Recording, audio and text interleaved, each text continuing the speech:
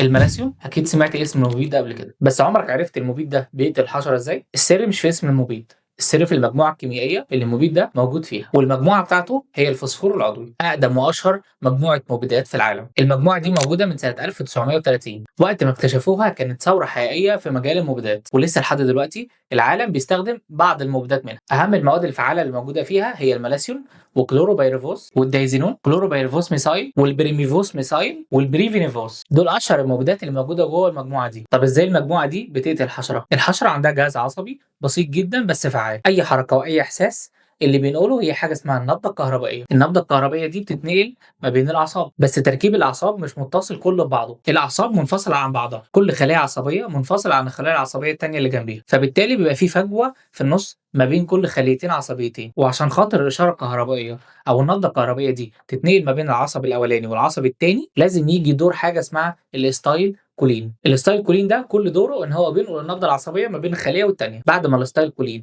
بينقل النبضه العصبيه ما بين الخليه والثانيه، بيبدا ان هو يتكسر عشان الخليه دي ما تفضلش متحفزه لفتره طويله. بعد كده بيجي دور انزيم مهم اسمه الاستايل كولين ستريز. كل اللي بيعمله الانزيم ده انه بيكسر الاستايل كولين اللي اتكون عشان خاطر الخليه ترجع تاني لوضعها الطبيعي. بيجي بقى هنا دور مجموعه الفوسفور العضوي. مجموعه الفوسفور العضوي ده بتعمل عمليه تثبيت لانزيم الاستايل كولين ستريز، بالتالي الخلايا العصبيه بتفضل مصاره لاطول فتره ممكنه، وده بيخلي الحشره تموت نتيجه تراكم النبضات العصبيه على مدار الخليه. ميزه مجموعه الفوسفور العضوي انها رخيصه الثمن، بس مشكلتها انها سامه للانسان، لان الاستايل كولين زي ما هو موجود في الخلايا العصبيه بتاعه الحشره موجود كمان في الخلايا العصبيه بتاعه الانسان. قبل ما تشتري اي مبيد لازم تسال الاول المبيد ده بيشتغل ازاي، وايه هي المجموعه الكيميائيه اللي موجود فيها المبيد.